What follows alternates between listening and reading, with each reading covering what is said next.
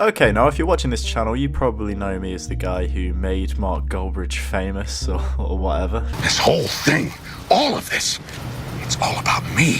What's that? You milked him for views? Yeah, good one, you at the back there. You can't fucking write it, can you? Anyway, I've decided I'm tired of sitting back and watching all these football YouTubers put out their stupid opinions. It's time for me to take over the YouTube football space. And what better way to do so than a good old-fashioned tier list? But how is this tier list different to any other tier list every other YouTuber makes? I hear no one ask. Well, it's because my opinions are correct. So listen. So today I'm going to be ranking all the Premier League home kits for the upcoming season. But that's Thogden's idea, I hear hordes of 12-year-olds saying. Well, here's one clip to exemplify why I'm not worried about stepping on Thogden's toes. Michael, what's this? It's Travis Good from last season. Club from last season, yeah? What, my brother? Yeah, no. It's signed as well? Yep. Mate, you want to give this to me? No, not really, mate. Right, I'm going to send you some. I'm going to sort you out, okay? Right, now that's out of the way, let's get into the tier list, starting with Arsenal. And by the way, starting off with a bang. And not just because they're the gooders. I'm sorry. This kit is sexy as fuck. Adidas just keeps knocking it out of the park every year with Arsenal. It's a bit unfair. The little bits of gold, dark red pattern on the background. Chef's kiss, man. Adidas badge looks a lot cleaner with just the 3 lines instead of it saying Adidas on it. I don't know if that's just a general thing. I don't know if you guys agree. The white sleeves always look good. Ignore the Puma one from a few years ago. Just a very clean kit. A tier.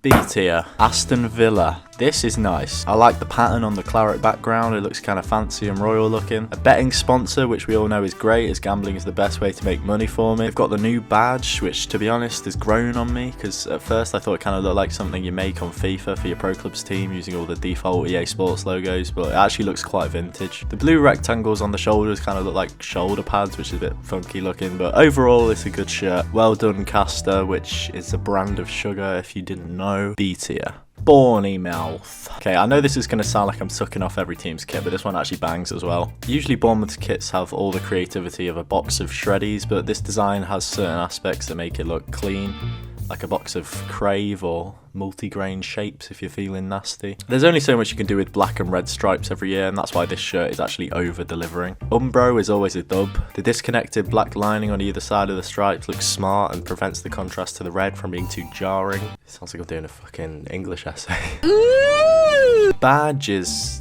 actually shit, but it kind of looks like a mermaid trying to do the Van Persie header, but the gold around it is cool. The black on the edge of the sleeves and collar finish the look off. Bournemouth, you get a B Bournemouth tier. Brentford, I don't know about this one. It's a bit all over the place, isn't it? 2 different shades of red and the black half sleeve, half red sleeve thingy. The me. Red to black gradient makes it look a bit like a 2015 YouTube thumbnail. There's just too much going on and none of it good. D tier. Chelsea. It's decent to be fair. Gold is always pretty nice on any kit. It goes better with white and black, but you know, it looks okay with the blue. Massive 3 looks shit as usual, with the number representing how many players they'll have left once Todd has shipped them all off to Saudi Arabia. Seriously though, there is something surreal about N'Golo Kante running around innocently smiling as he plays for Al Ittihad whilst a woman gets stoned to death in the crowd for showing a little bit of ankle. What? Oh yeah, the kit.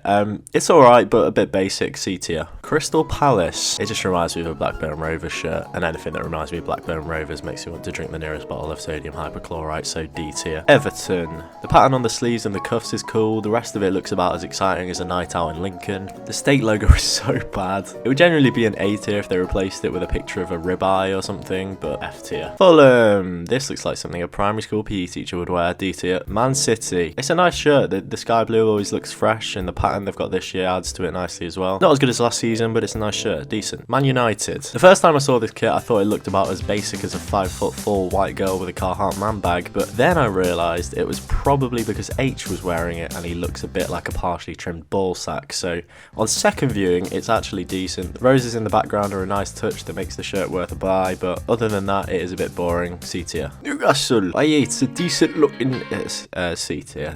It's a smart shirt. Sheffield United. Oh my god, absolute sex. This kit is royalty. Look at the roses in the background and the gold and the contrast to the black and the red and the strip and This is the football kits what I am to football YouTube. Beauty, god tier. Spurs, it's just so boring. I hate Spurs. If they had the exact same kit as Sheffield United, I'd still put it F tier. Small club, Harry Kane's a fraud. Finally, Liverpool. Now, a lot of people think this kit is plain and boring, but I disagree. It's one of the cleanest home shirts I've seen in a while. The shade of red is spot on, and the simple contrast to the white on the sleeve cuffs and the neckline is crisp looking. The kit oozes class and is what a Liverpool kit is supposed to look like. It represents the history and tradition of the club, how every team's home kit should. Amazing.